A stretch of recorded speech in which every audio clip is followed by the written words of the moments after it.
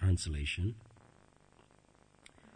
If one shows the symptoms of being a Brahman, Kshatriya, Vaishya or Sudra, as described above, even if he has appeared in a different class, he should be accepted according to those symptoms of classification. Please repeat after me. If one shows the symptoms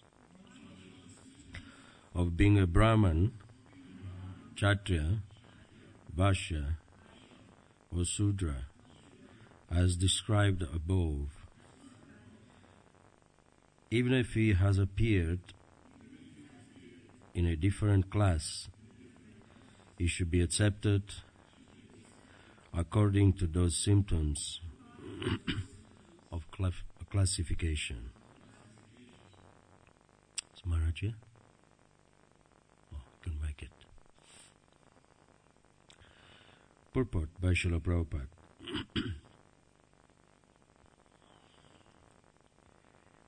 Herein it is clearly stated by Narada Muni that one should not be accepted as a Brahmana, Kshatriya, Vaishya or Sudra according to birth, for although this is going on now, it is not accepted by the Shastra.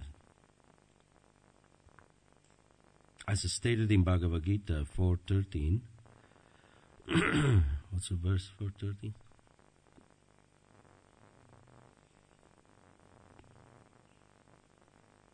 Chaturvarnyam maya shrishtam guna karmana vibhagasha. Famous verse. The four divisions of society, Brahmana, Kshatriya, Vaishya and Sudra, are to be ascertained according to qualities and activities. If one was born in a Brahmana family and has acquired the Brahminical qualifications, he is to be accepted as a Brahmana. Otherwise, he should be considered a Brahma Bandhu. Similarly, if a Sudra acquires the qualities of a Brahmana, although he was born in a Sudra family, he is not a Sudra, because he has developed the qualities of a Brahmana. He should be accepted as a Brahmana. The Krishna consciousness movement is meant to develop these Brahminical qualities, regardless of the community in which one was born.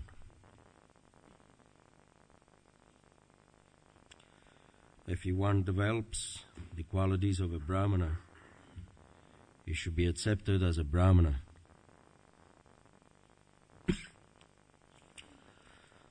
Excuse me.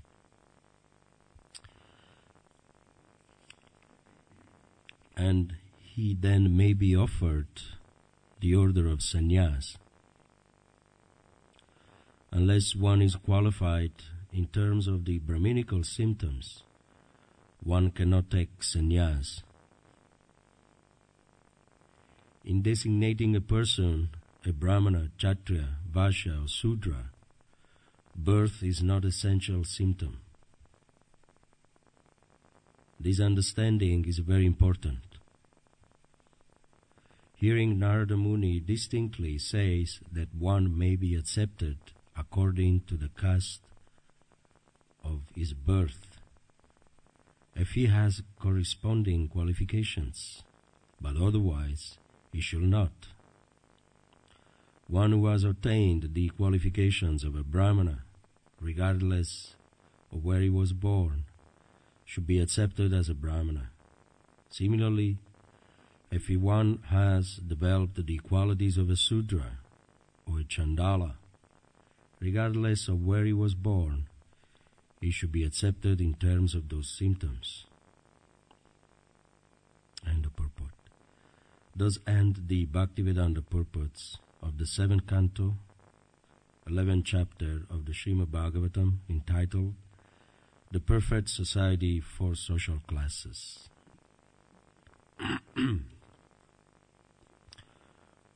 Om Ajnanatimirandasya Gyananjana Shalakaya Chakshurmilitam Jena Tasmai Sri Gurave Namah Sri Chaitanya Manovistam Stapitam Jena Bhutale Swayam Rupa Kadamayam Dadadi Swapadandikam Jai Shri Krishna Chaitanya Prabhu Nityananda Shri Advaita Gadadhar Shivasari Gaura Bhakta Vrinda Hare Krishna Krishna Krishna Hare Hare Hare Ram Ram Ram Hare Hare Mukam Karoti Vachalam Pangalam Gayate Grim Yakripa Tamaham Vande Shri Guru Dinatarinam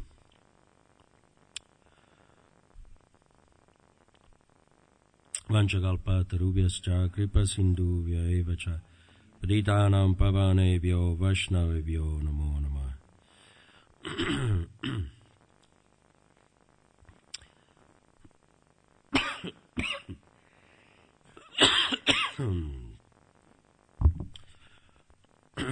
I hope you're not going to get more cough than words today from me. Actually, Giriraj Swami told me yesterday that he was coming to give a class.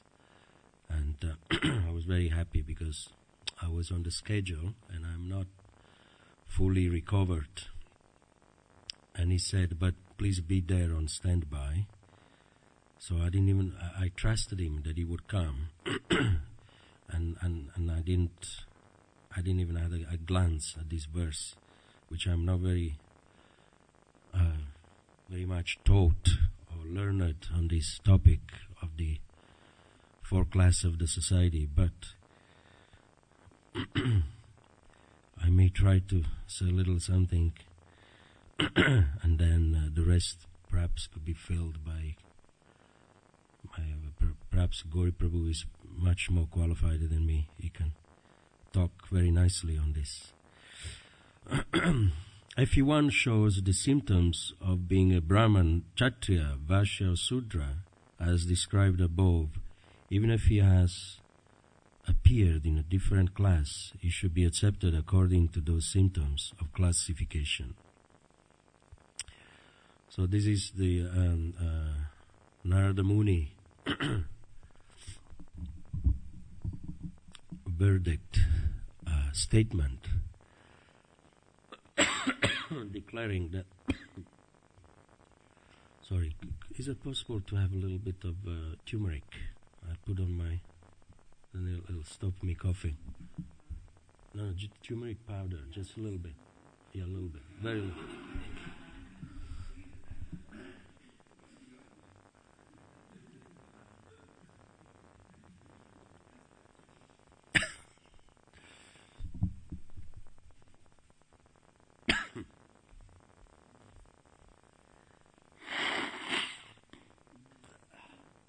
Good man. Just look at it. That's it. No, keep.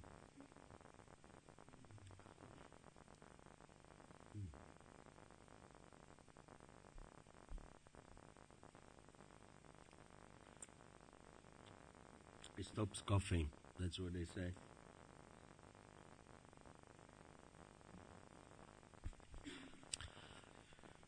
Thank you, Mangalari Prabhu.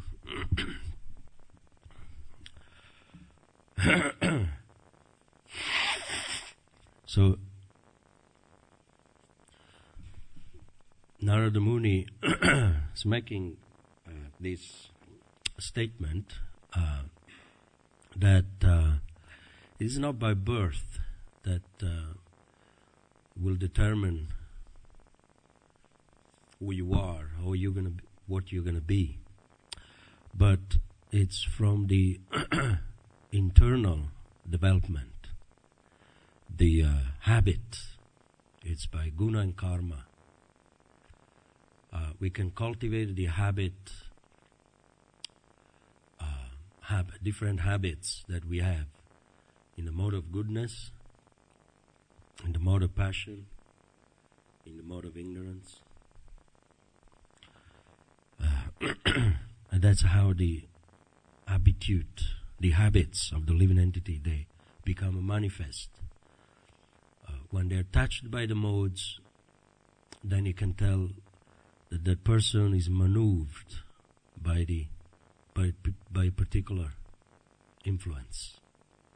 And you can tell by the habit of someone, the way he walks, the way he eats, the way he talks, the way he dresses, the way he thinks, that you can tell if that person is a Brahman, a Kshatriya, Vaishya or Sudra.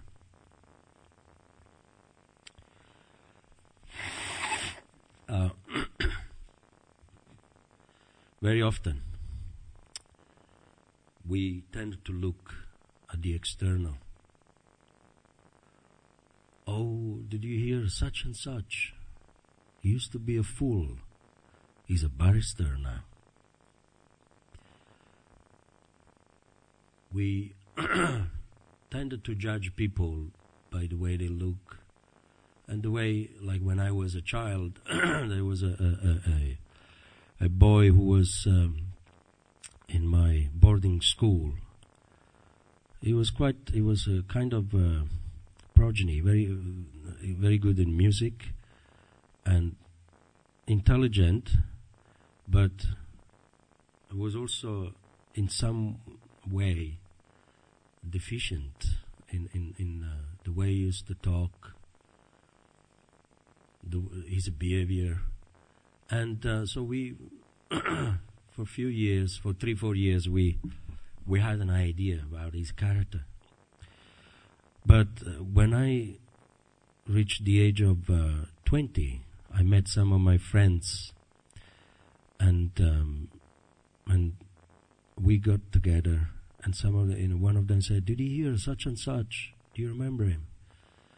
Some friends from the boarding school, and he's a barrister now.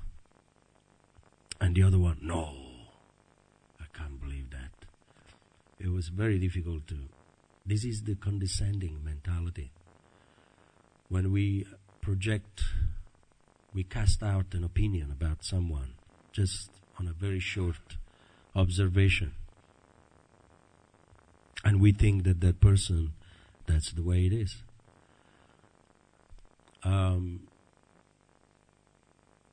Because we tend to see the external, and we have no vision about the internal affairs of another living entity. We don't know. We don't know anybody, really. So each one of us can develop a character. I can develop habits of being a Brahman. Very often, some eccentric devotees, they join Krishna consciousness. I remember in Italy there was one who didn't even know how to put the dhoti on, and he had his Brahman underwear coming out of his dhoti, and and when you sit down, you're showing the legs, and the buttons, they were one up, one down.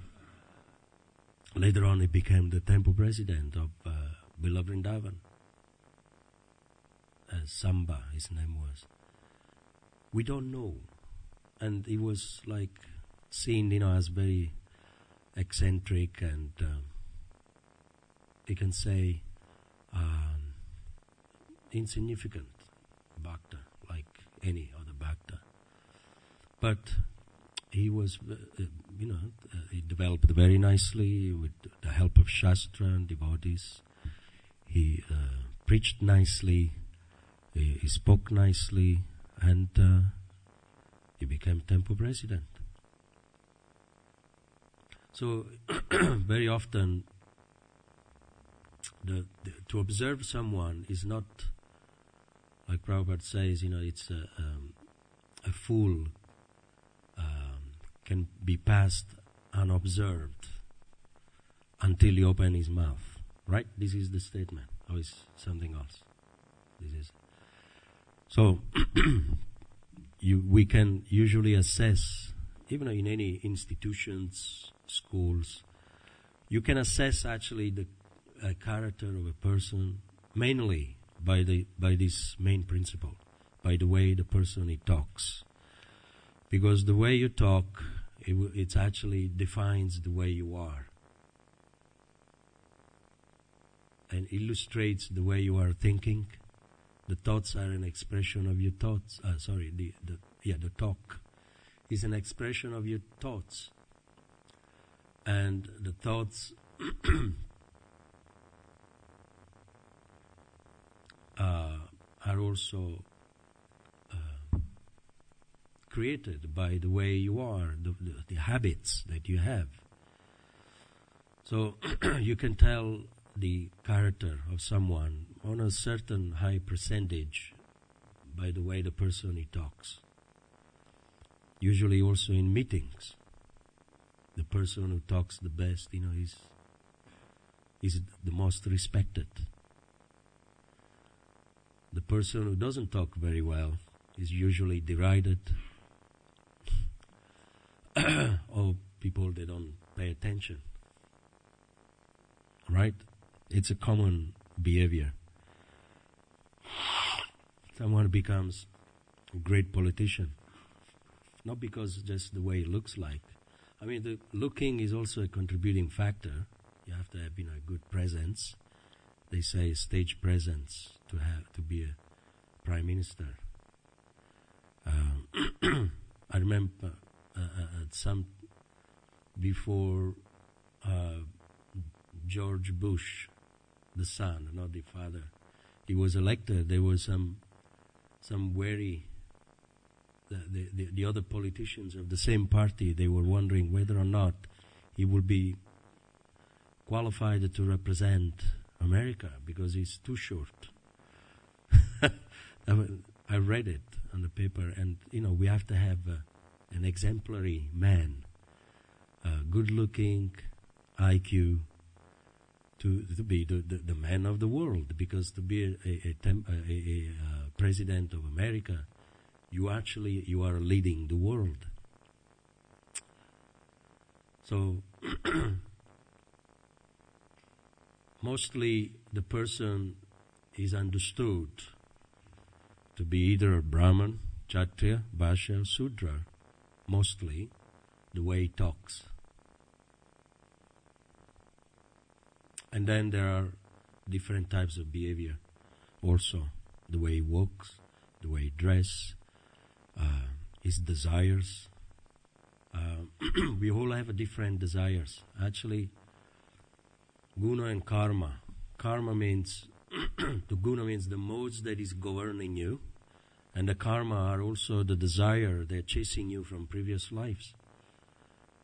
We may try to have push ourselves to have a desire of a Brahman, to try to desire to read, but then the desire, pulls us to do something else, to rather watch TV rather than reading, or rather doing something which is not very Brahminical.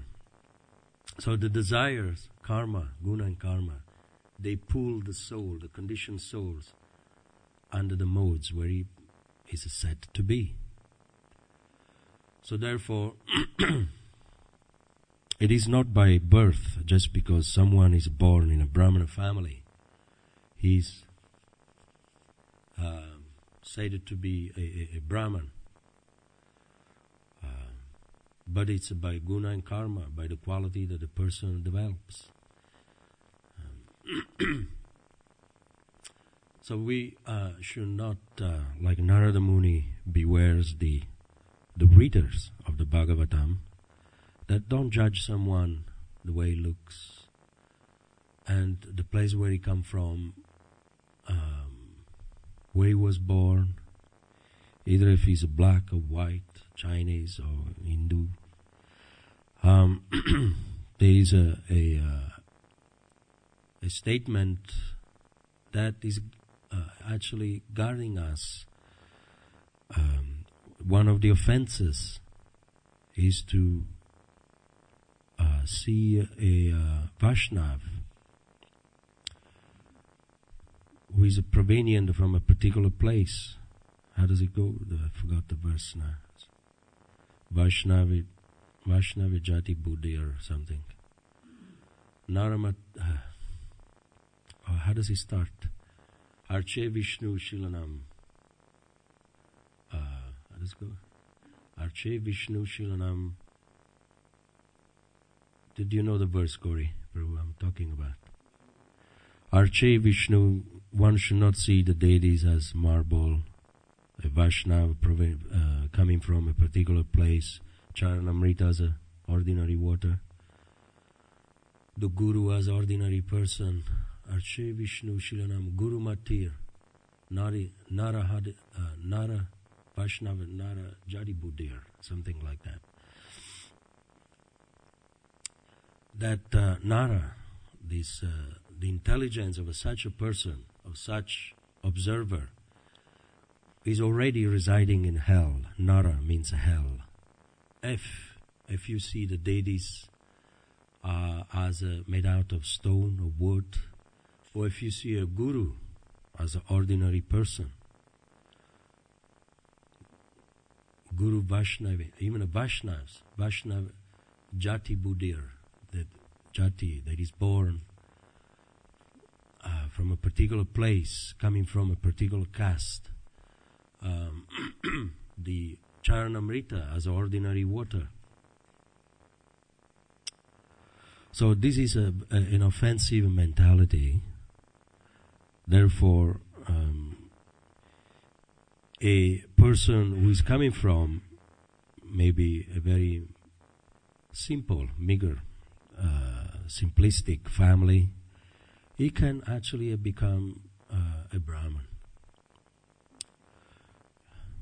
But of course, we are not concerned very much to become a Brahmin. Our concern is to become a Vaishnav. But still, at the same time, Narada Muni says here that to embrace the sannyas ashram, one has to go through the Brahminical training, brahmachari. Brahmachari means you learn the science of Brahman. Become a Brahman. Because without becoming a Brahman, you cannot embrace the sannyasi ashram.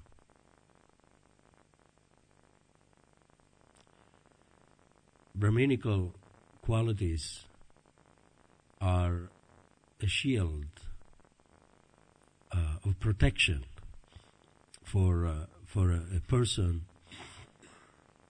who is living in this world. We need some Brahminical culture. We need a Brahminical behavior to control. Brahman means controlling the senses, to accept discipline, to practice austerity, and to ultimately practice spiritual life. So it is important. We don't want to become smart Brahmins, but we want to become Brahmins who understand the absolute, the object, the ultimate object of worship, which is the absolute truth, Lord Krishna. So the behavior of a person dictates the influence that is being exercised upon. And behavior comes, as we said before, the way the person speaks. It could be Brahminical, it could be Kshatriya language, very managerial, or it could be administrative, or it could be a Vaishya, someone who is always full of ideas, how to sell things, to sell you something. You can have a Vaishya giving class trying to sell you some philosophy like me. Probably I'm a Sudra, not even a Vaishya.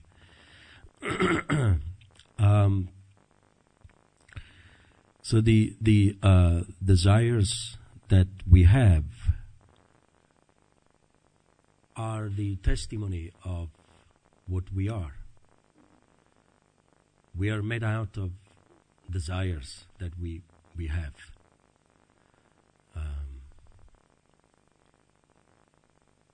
person that change, dovetail his desires, try to change his desires into a much more clean types of desires, that is a Brahminical habit. So we can, if we want to know where we are at, we should do some kind of self-assessment. If we want to know if we are Brahman-oriented or Kshatriya or Sudra, we should try to find out what type of desires we have. And nobody knows better than us. Of course, one of the chief quality of a Brahman is to be truthful. Actually, to be truthful in Kali Yuga, it's a luxury. It's very difficult to be a truthful person. That's why very rare to find a Brahman, a real Brahman. A truthful person doesn't mean that if a person is a Sudra and is truthful, then that person is not a Brahman. Actually, he's a Brahman. A truth is the crown jewel of a Brahminical quality. Even if you know that you have particular habits and you are conscious of it, and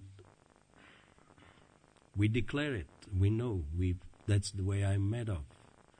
You are actually moving towards the path of Brahminical culture. You are a Brahman by telling the truth. Just like Shishirada Gokulananda Kija. There was a guru who was asking some children, where do you come from? What's your name? I think Prabhupada tells the story. And some of the kids, they because when we are questioned, we always try to give a noble, a good answer, like a CV. In a CV, a lot of people, to get a good job, they put in the best. Or they put perhaps some lies to get the job. And this innocent Sudra child, he was questioned by the Guru.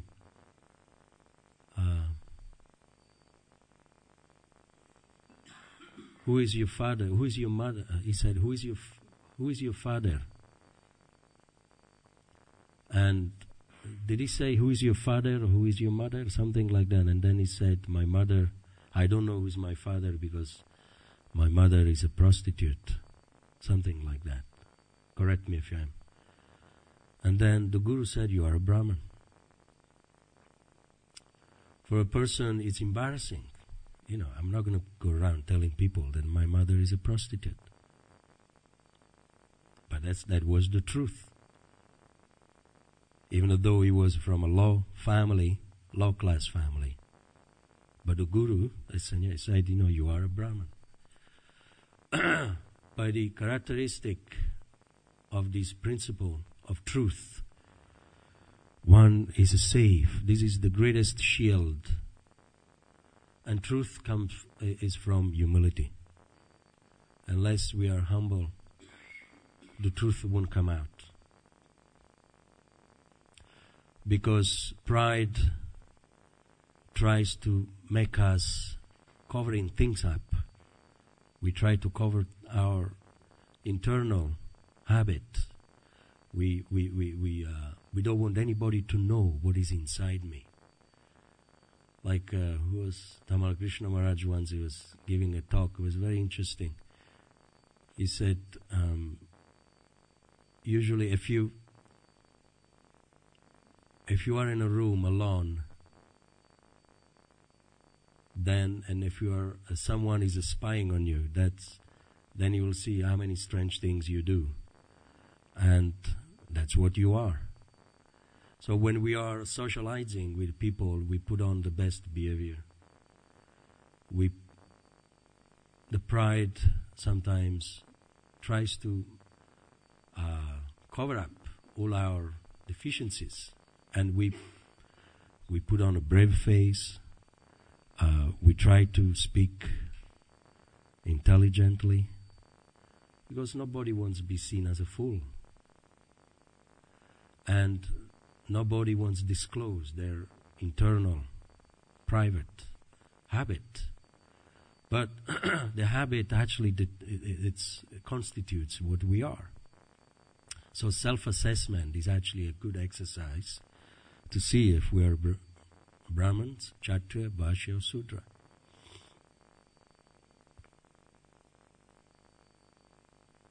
I mean, I was not trying to go into this psycho kind of